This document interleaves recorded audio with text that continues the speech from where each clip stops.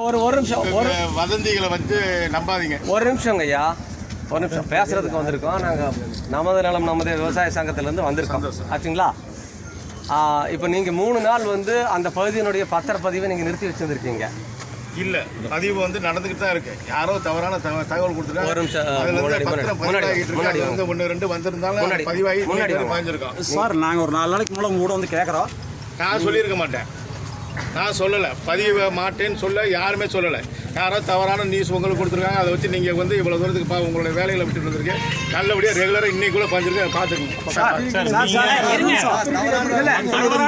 மக்களோட முதல்வர் அன்னைக்கு நீங்கள் வந்து நிறுத்தி வைக்க சொல்லியிருக்காங்க. நீங்கள் சொல்லியிருக்கீங்க, அப்பவே சொன்னீங்க. நீங்கள் அதுக்கப்புறம் தான் நாங்கள் வந்து பிரச்சனை பண்ணுறோம் அப்படிங்கிறதுக்காக தான் நீங்கள் எழுத்து வடிவில் நீங்கள் வந்து இன்னிலிருந்து பண்ற அப்படின்னு சொல்லியிருக்கீங்க.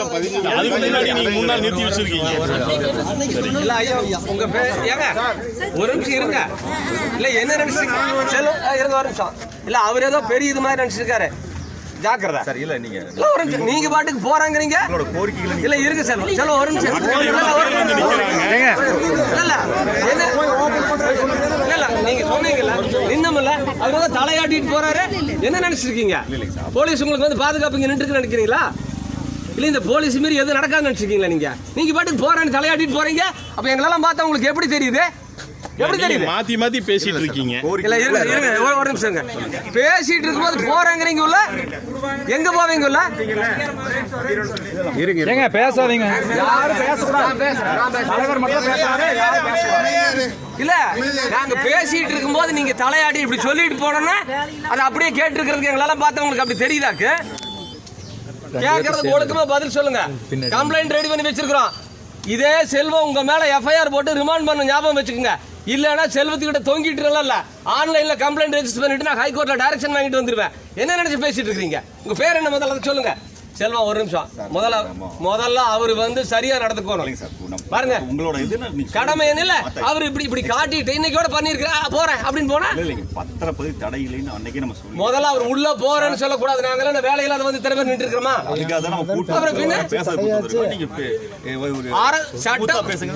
அல்லங்க அவரு ஸ்மூத்தா பேசியிருந்தா நாங்களும் ஸ்மூத்தா தான் பேசுவோம். என்ன சொல்லியிருக்கணும்? கொஞ்சம் நீ தள்ளி நில்லுங்க. நீங்க நடுவில் நிக்கிறத பார்த்தா ஏதோ நான் அவர் அடிச்சு போடுற மாதிரியும் நீங்க இப்படி குறுக்கணும்னு அவரோட முகத்தை பார்த்து. உங்க பேர் சொல்லுங்க. செல்வ பாலமுருகன். செல்வ பாலமுருகன் ஒன்னு தெரிஞ்சுக்கங்க. நீங்க இந்திய அரசியலமைப்பு சட்டப்படி அரசு பணியாளராக நியமிக்கப்பட்ட ஒரு அரசு பணியாள். உங்களுக்கான ஊதியத்தை அரசு எங்களுடைய வரிப்பணத்திலிருந்து வழங்குகிறது. சட்டப்படியான ஆட்சி நடக்குது. உங்களுடைய வேலை ஒவ்வொன்றும் சட்டப்படியா இருக்கும். உங்க வேலை மட்டும் இல்லை, இவங்க வேலை உட்பட சட்டப்படி பண்ணலன்னா என்ன ஆகுங்கிறது இவங்களுக்கு தெரியும். இப்பதான் உன்னை நாங்கள் பயிற்சி கொடுத்துருக்குறோம், புரியுதா? நீங்களும் அதை ஞாபகம் வச்சுக்கோங்க. நீங்க ஒன்றும் கடவுள் அல்ல, அல்லது நீங்க ஒன்றும் அரசர் அல்ல. நாங்கள் ஒன்றும் உங்ககிட்ட பிச்சை கேட்டு வந்த ஆளுங்க இல்லை, புரியுதா? நீங்க இந்த டாக்குமெண்ட் ரைட்டு பேசுற மாதிரி எல்லாம் பேசுனீங்கன்னா வேற விதமாகி போயிடும். அதை நீங்க ஞாபகம் வச்சுக்கோங்க. இப்போ போலீஸ் இருந்திருக்கிறது வந்து மாவட்ட நிர்வாகத்துக்காக. இன்னும் இவங்க கிட்ட கேள்வி கேட்டா இவங்க பதில் சொல்ல வேண்டி இருக்குது. நான் பரவாயில்லன்னு விட்டு வச்சிருக்கிறேன், புரியுதா? நீங்க வந்து இப்படி ஆட்டிட்டு உள்ள போய் உட்காந்துட்டு நீங்க மாமூல் வாழ்க்கையை தொடர்ந்துக்கலாம் நினைக்க வேண்டாம். எல்லாம் வச்சிருக்கிறோம். உங்களை டிராப் பண்றதுக்கு எங்கிட்ட 10 வழி இருக்குது, அதை ஞாபகம் வச்சுக்கோங்க. நாங்க தான் ரெஜிஸ்டர் ஆஃபீஸ் வரணும். உங்களை டிராப் பண்றதுக்கு இந்த வாரத்தில் பண்ணி போடுவேன், வேற விவகாரத்தில். அது எங்களுக்கு தேவையில்லை. ஒழுக்கமா அதுக்கு பதில் சொல்லி சரியா பண்ணிட்டு போனீங்கன்னா பிரச்சனை முடியும். அதை ஞாபகம் வச்சுங்க. எதுக்காக நீங்க வந்து ரெஜிஸ்டர் பண்ண மாட்டேன்னு சொன்னீங்க?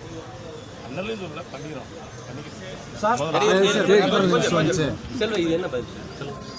அவர் சொல்ற பதில் 3 நீங்களே இருந்தீங்க சார். உங்க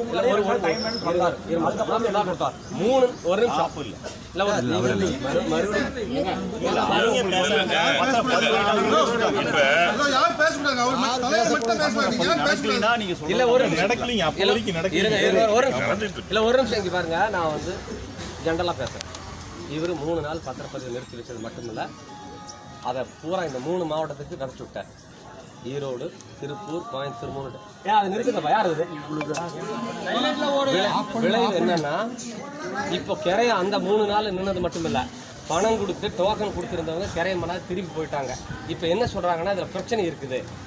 நாங்க 2 வருஷம் போராட்டம் நடத்தி, அதெல்லாம் சொல்ல வேண்டாம், அது இங்க லோக்கல்ல இருந்த பிரகாஷுக்கு தெரியும். என்ன ஏன் பிரகாஷ் எப்படி போராட்டம் நடத்தின, யார் யார் வந்தாங்க, நடத்தி நிலம் எடுக்கிறது இல்லைன்னு சொல்லி போட்டு பாராளுமன்ற உறுப்பினர் வந்து ஆர்டிஓவும் வந்து மக்கள் மத்தியில் குளியூர் கூட்டத்தில் நாங்கள் எடுக்க மாட்டோம், விவசாய நிலத்தை எடுக்க மாட்டோம், நாங்கள் உறுதி கொடுக்குறோம் அப்படின்னு சொல்லிட்டு மீதி இருக்கிற நிலத்துக்கு அந்த 900 ஏக்கருக்கு பேசிக்கலாம், டிட்கோ சேர்மனை வர சொல்லி பேசிக்கலாம். நாங்கள் அதெல்லாம் ஒரு முடிவு பண்ணியாச்சு.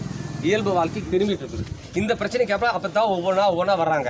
நீங்கள் அன்னூர்லேருந்து கோயம்புத்தூர் போகிற வழியில் 1/2 கிலோமீட்டர் தாண்டா ஏக்கரா 1 கோடி ரூபாய், மெயின் ரோட்டில் வந்தால் 3 கோடி ரூபாய் 4 கோடி ரூபான்னு போகுது. அங்கே 40 லட்சம் கூட போகிறதில்ல. என்ன காரணம்னா இந்த இளவெல்லாம் தான் காரணம். இதிலிருந்து மீண்டும் இப்போ தான் ஓரளவுக்கு வந்துட்டு இருந்தோம். இவர் 3 நாள் பண்ண வேலை இப்போ மொத்தமாக வியாபாரம் எடுத்து போச்சு. இனி இதுல இருந்து மீண்டும் எந்திரிச்சு நீ ஒருத்த வந்து பூமி வாங்க வருவானா இல்லையான்னு தெரியாது. சும்மா அப்படி சொல்லிட்டு நான் பண்ணிட்டு அப்படி போறதுக்கு நாங்கெல்லாம் உனக்கு காதுல பூ வச்சுட்டு இருக்கல, கடுப்புல இருக்கிறோம்.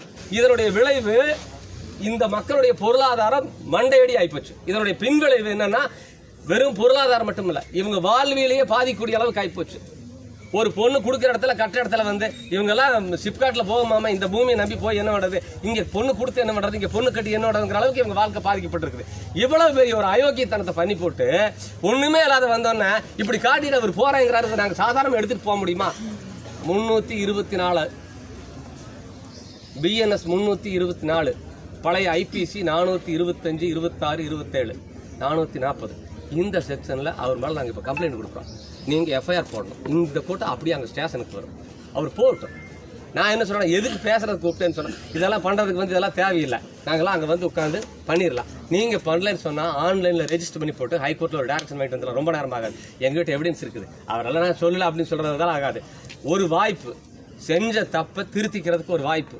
பாதிக்கப்பட்ட மக்கள் இருக்காங்க, அதுக்காகத்தான் பாலமுருகன் சரிதானே சொல்றாங்க, பாலமுருகனுக்கு ஒரு வாய்ப்பு கொடுத்துருக்குறோம். இந்த பஜனை எல்லாம் பாடிட்டு இருந்தா அது மற்றவங்க கிட்ட நடக்கும், எங்கிட்ட அதெல்லாம் நடக்கவே நடக்கும்.